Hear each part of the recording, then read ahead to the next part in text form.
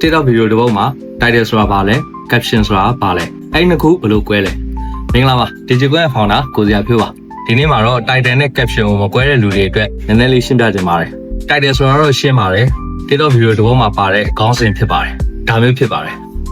နောက်ပြီးတော့ဒီအောက်မှာရေးထားတဲ့စာတောင်းတွေရဲ့အပေါ်ဆုံးစာတောင်းဖြစ်ပါတယ်အဲ့တော့ caption ဆိုတာတော့ပါလဲ caption ဆိုတာဒီအောက်မှာရေးထားတဲ့စာတွေဖြစ်ပါတယ်အဲ့တော့ TikTok video တစ်ပုဒ်မှာ caption ကိုဘယ်လိုအသုံးပြုကြလဲဆိုတော့ကိုပြောတဲ့ content ကိုအချင်းချုပ်သိစေဖို့နောက်ကြည့်နေတဲ့လူတွေကို emotion ပေးဖို့နောက်ပြီးတော့ call to action တွေပေးဖို့သုံးကြပါတယ်အဲ့တော့ caption ကို